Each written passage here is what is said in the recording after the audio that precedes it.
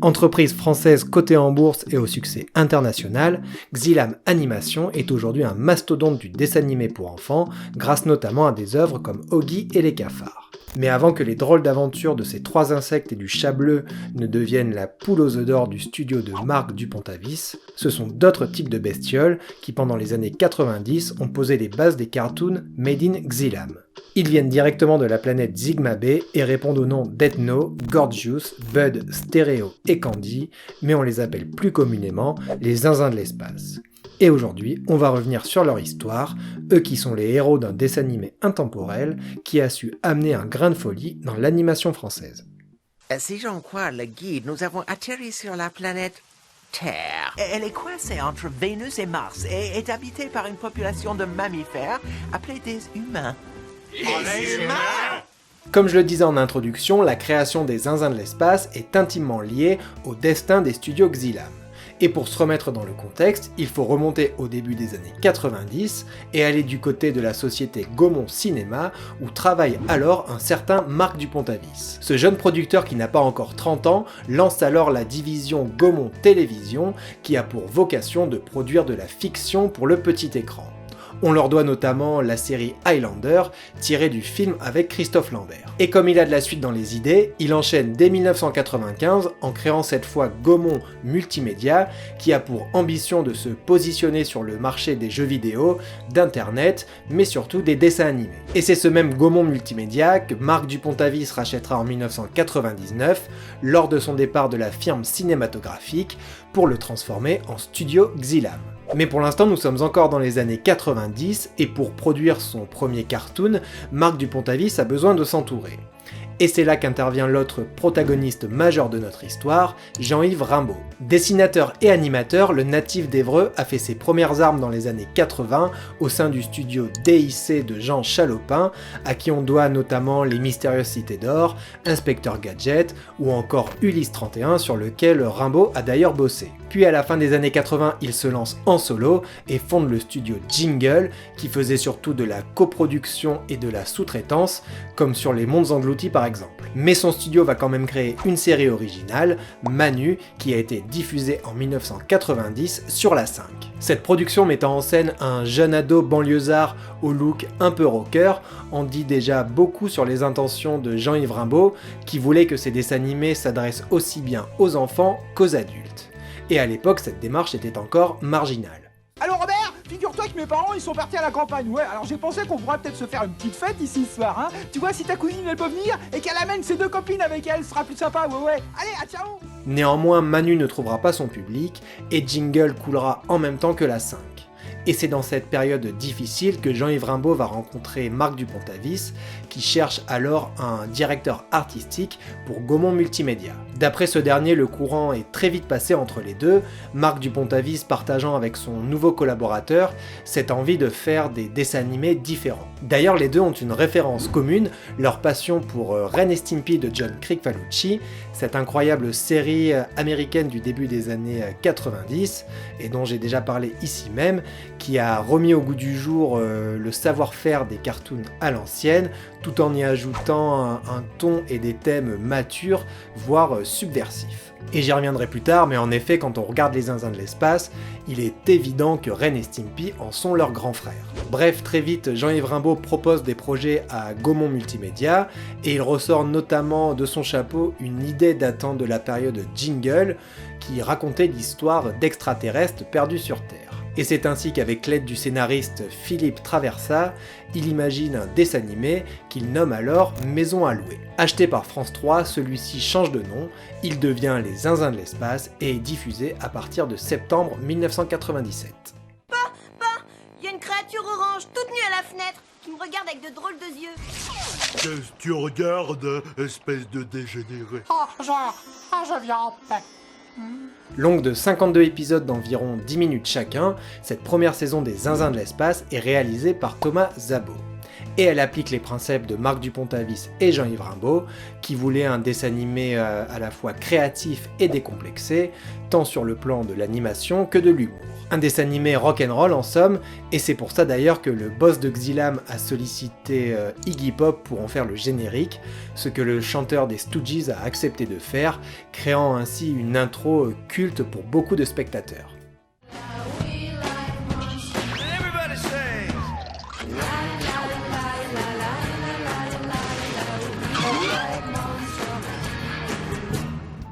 Dans la première saison, on découvre donc 5 aliens bloqués sur Terre suite à un accident de soucoupe volante. Terrés dans le grenier d'une maison, ils vont donc devoir faire face à chaque épisode à de nouveaux locataires et tenter de les faire déguerpir en ne dévoilant pas leur véritable identité. Et pour ça, ils possèdent notamment une machine capable de les transformer en n'importe quoi, le SMTV. Pour passer en revue nos protagonistes, on a donc Ethno, le scientifique et l'intello de la bande, qui brille notamment par son ego surdimensionné. Ensuite on a Gorgius, l'épicurien du groupe, la grande gueule, le bourrin, bref, le Gérard Depardieu de Sigma B en quelque sorte. Il y a aussi Bud, qui incarne lui l'ado de service, constamment à la ramasse et obsédé par la télé. Sa tronche ahurie et ses yeux injectés de sang laissent même penser qu'il pourrait peut-être consommer de la drogue, et c'est d'ailleurs peut-être pour ça que son nom et sa couleur sont une référence à l'Orange Bud, une variété de cannabis. On a également Candy, un alien plus émotif mais aussi très maniaque, et qui est un peu la fée du logis dans cette colocation. Et enfin, on a Stéréo, qui n'est défini que par son chara-design, ce qui en fait vite un perso malheureusement assez transparent. D'ailleurs, il sera supprimé dans la saison 2. Maintenant qu'on a posé les bases, je peux vous parler plus en détail de ce qui caractérise cette série et pourquoi c'est selon moi un classique de l'animation. Au début de la vidéo, j'ai dit que Les Zinzins de l'espace était un cartoon intemporel. Et c'est vrai que plus de 20 ans après sa première diffusion, quand j'ai re-regardé tous les épisodes, en dehors de certaines thématiques ou références un peu datées, j'ai été surpris de constater que le cartoon est toujours pertinent et à la portée de tous. D'ailleurs, pour s'en convaincre, il n'y a qu'à aller voir les statistiques que le dessin animé fait sur YouTube depuis que Xylam l'a rendu disponible. Et ça s'explique principalement par son humour, qui s'inspire des cartoons à l'ancienne, façon Looney Tunes, Tex Avery, avec ce mélange de bruitage absurde, de voix délirantes, de gags idiots, et aussi de slapstick, qui est cet humour basé sur la violence physique théâtralisée et surjouée, et qu'on retrouvait déjà dans le cinéma burlesque de Chaplin par exemple. Et ces caractéristiques vont de pair avec l'animation qui est très créative et débridée, jouant à fond sur les déformations et l'exagération de la moindre expression. Bref, c'est accrocheur, dynamique, loufoque, et au premier degré, il n'y a pas besoin de référence ou d'une certaine culture pour y être sensible, puisque ça convoque des émotions assez primaires, assez enfantines, qui sont partagées par tout le monde. Cette démarche est d'ailleurs le leitmotiv de Marc Dupontavis, et avec Oggy et les cafards, il ira encore plus loin, créant cette fois un cartoon où le dialogue est inutile, et donc en plus d'être intemporel, il devient universel. En témoigne sa diffusion dans plus de 150 pays. Mais au-delà de ces mécaniques cartoonesques, Les Zinzins de l'espace n'est pas pour autant une œuvre consensuelle. Et là je vais d'abord vous parler de l'influence de Ren et Stimpy que j'ai évoqué plus tôt. Il faut savoir que ce cartoon a été une révolution dans la manière dont il abordait des thèmes très matures dans un écrin a priori enfantin, puisqu'au fond ce n'est que l'histoire d'un chien et d'un chat. Il a également ouvert la voie à l'animation trash grâce à son univers visuellement malsain et expressionniste, où la violence physique comme psychologique avait une place centrale.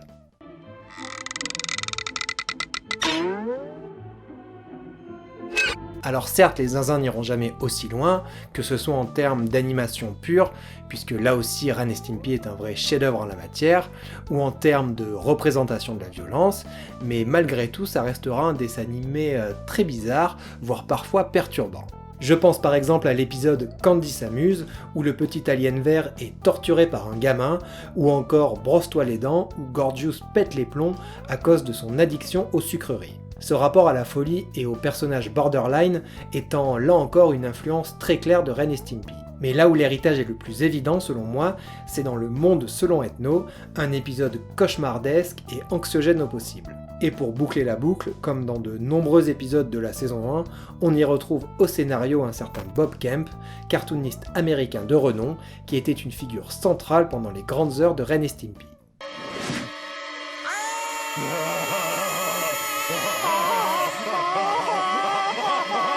La subversion dans les zinzins de l'espace, c'est aussi et surtout dans le sous-texte.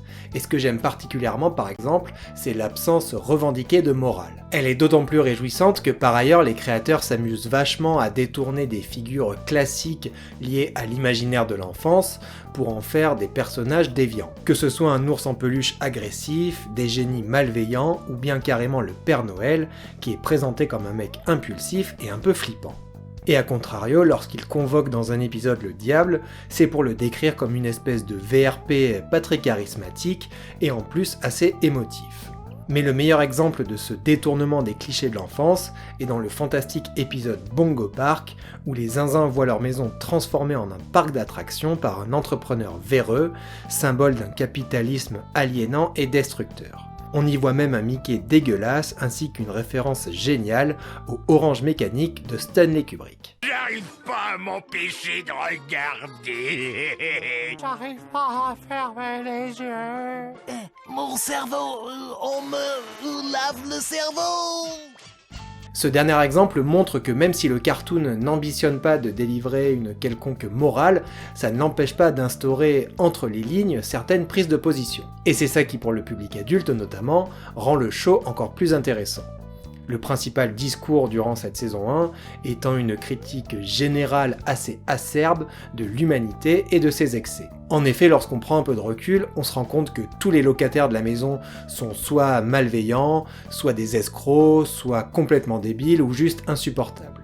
Et en plus à ça, les auteurs ajoutent les notions de faux-semblants, ce qui souligne un peu plus le caractère profondément manipulateur des hommes. Il semble bien que les humains soient stupides depuis la nuit des temps. Ceux du passé ne valent guère mieux que ceux du futur. Ajoutons à cela des critiques plus sociétales, comme l'écologie ou notre rapport à la nature, qui reviennent assez souvent. Cette terre sur laquelle les zinzins arrivent est clairement décrite comme rongée jusqu'à la moelle par l'activité de l'homme et la pollution. On le voit notamment dans l'épisode Timber, où les aliens fuient la ville pour la campagne, ce qui ne sera pas forcément une bonne idée. Il y a également le très poétique épisode Trompe la mort, où un éléphant dégoûté par ce que l'homme a fait de la nature décide de venir mourir dans la maison. Comme j'ai commencé à l'évoquer avec l'épisode Bongo Park, le capitalisme et la société de consommation sont aussi souvent moqués. Comme dans Cache-Cache Party, où Ethno et ses amis vont étudier ces fameux rectangles verts qui semblent rendre fous tous les hommes.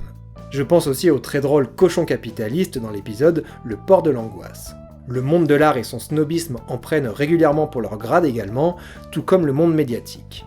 D'ailleurs dans la série, le rapport à la télé est omniprésent et donc très intéressant. Outre l'emprise qu'elle a sur Bud, et qui sera poussée à son paroxysme dans l'épisode TV Connexion, où il s'y retrouve littéralement coincé, c'est aussi un prisme par lequel les zinzins apprennent à connaître l'humanité. C'est d'ailleurs leur premier contact avec elle dans l'épisode Il était une fois, et ça donne clairement le ton. Oh, les beaux gosses, c'est les rois des sauveteurs. Intéressant, ce théâtre radioactif de marionnettes nous donne le moyen de comprendre la condition humaine. Néanmoins, je le redis, tous ces thèmes font partie du sous-texte de la série, les gags et l'humour restant vraiment les moteurs principaux. Je note néanmoins une petite exception où le discours va prendre le pas sur tout le reste, c'est dans le diptyque « On efface tout et on recommence ». Cet épisode parle frontalement du monde de l'animation et de ses problématiques, que ce soit vis-à-vis des choix artistiques, du politiquement correct, ou tout simplement de la production d'un cartoon. C'est une mise en abîme vraiment surprenante et très très cool. Pour en revenir au cartoon, les zinzins seront un vrai gros succès en France, et même aux États-Unis sur la Fox, puisqu'ils s'y sont exportés sous le nom de Space Goof. Ils signent ainsi le début de la success story de Xylam, et c'est donc à cette période que Marc Dupontavis va prendre son indépendance vis-à-vis de Gaumont, et faire donc de Xylam un studio à part entière. D'ailleurs, l'entreprise enchaîne dès 1998 avec Oggy et les cafards, une nouvelle création de Jean-Yves Rimbaud. Malheureusement, la belle histoire de Xylam connaît une période tragique, avec la disparition prématurée de ce même Jean-Yves Rimbaud en 1998, alors qu'il avait 40 ans. Il n'a donc jamais pu profiter du succès de ces deux cartoons. Et là je vais faire une petite parenthèse en lisant un bel hommage que Marc Dupont-Avis a fait à Jean-Yves Rimbaud dans une interview au CNC. Tous ces gens-là n'ont pas pensé une seule minute ne pas continuer après sa mort.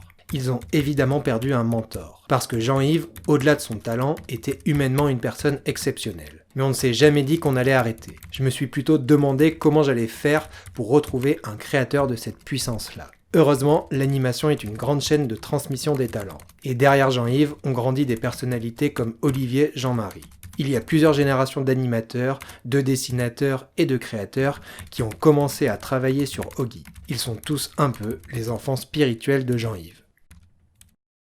Au début des années 2000, les Zinzins continuent leur chemin, en étant rediffusés notamment sur Canal J, tandis que Xylam étoffe son catalogue en lançant de nouvelles productions, notamment les nouvelles aventures de Lucky Luke en 2001 ou encore Rats en 2003. La saison 2 des Zinzins de l'espace voit elle le jour en 2005, toujours sur France 3 et toujours avec 52 épisodes, mais aussi quelques changements notables.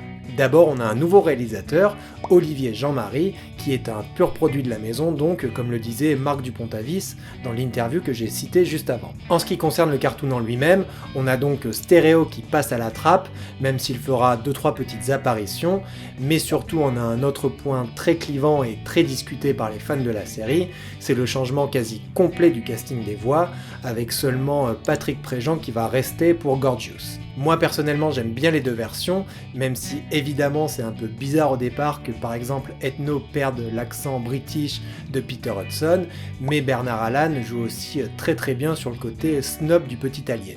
Pareil pour Éric Métaillé qui avait la lourde tâche de remplacer Éric Leroche pour Candy, ainsi que Marc Bretonnière pour Bud, mais qui s'en sort au final très bien. Bref, tout ça au fond est très subjectif et j'imagine que tout le monde doit avoir 1000 arguments pour commenter ce changement.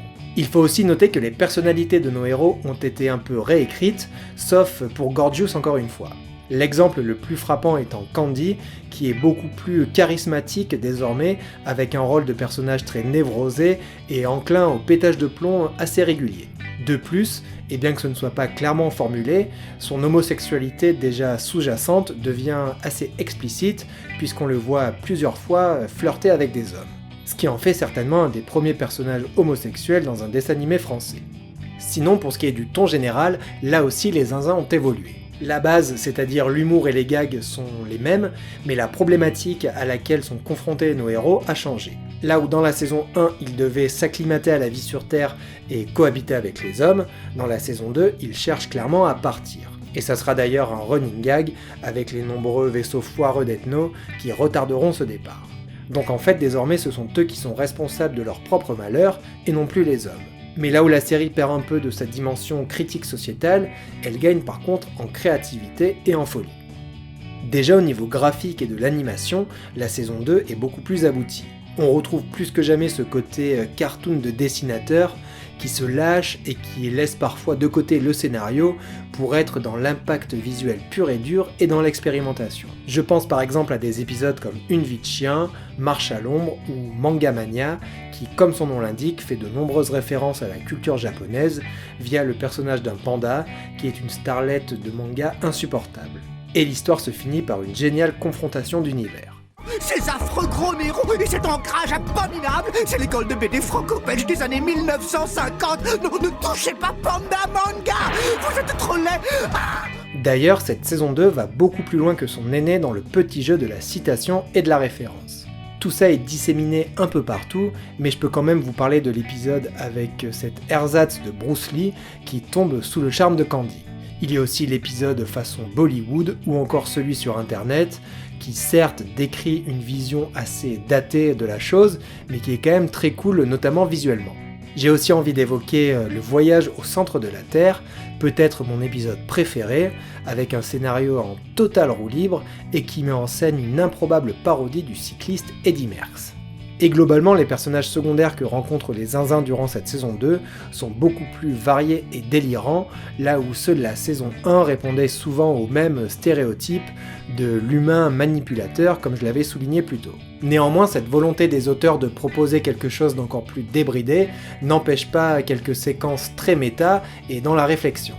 J'ai notamment en tête l'épisode Space Micmac qui fait encore une chouette mise en abîme sur les cartoons et plus généralement sur les personnages de fiction, avec un mélange des styles graphiques et même des prises de vue réelles. Il y a aussi l'épisode Le Voyageur du Temps, où les zinzins manipulent l'humanité et proposent ainsi une réflexion rigolote sur l'évolution. Et voilà, Arg est devenu ce que la nature a créé de plus évolué. L'homme du 21e siècle. Y'a rien à grignoter, je sais pas, moi genre des chips. Tu les préfères oignons ou vinaigre? Au final, je ne sais pas s'il y a une saison meilleure que l'autre, elles sont à la fois très différentes et très similaires, et du coup je trouve qu'elles se complètent super bien. En tout cas, cette saison 2 a été la dernière en date des Zinzins de l'espace. Mais depuis, le cartoon a évidemment été rediffusé plusieurs fois, il est passé notamment par Boing ou encore Gulli, et c'est d'ailleurs cette dernière qui leur avait consacré une nuit marathon lors de leur anniversaire en 2017. Quant à l'univers étendu des Zinzins, il n'est pas très fourni, mais il existe quand même. En 2006, 2 tomes de bande dessinée ont été édités en collaboration avec les éditions Jungle. Je possède le premier et c'est assez sympathique, en tout cas ça respecte très bien l'univers et surtout ça nous apprend enfin comment Stereo a disparu. Par ailleurs, entre les 2 saisons, Xylam s'est approché d'Ubisoft pour développer un jeu vidéo, Stupid Invaders, un point and click très marrant et carrément honnête qui est sorti en 2000 sur Dreamcast et PC. Niveau jeu vidéo, il y a également un jeu social qui a été sorti apparemment sur Facebook en 2012, mais je n'en ai pas retrouvé la trace. Et enfin, l'autre gros projet lié à ce dessin animé, ça a été la production d'un long métrage qui a commencé à être développé dès 2009. C'était une production en 3D, en collaboration avec le studio français Action Synthèse, mais ce dernier a eu entre-temps des soucis financiers, ce qui fait que le projet de film des Zinzins a été abandonné, et il ne reste aujourd'hui qu'un extrait que Xylam a partagé lors des 20 ans de la série. Je peux savoir ce que vous faites dans ma chambre? Oh, une créature autodestructrice à peau molle!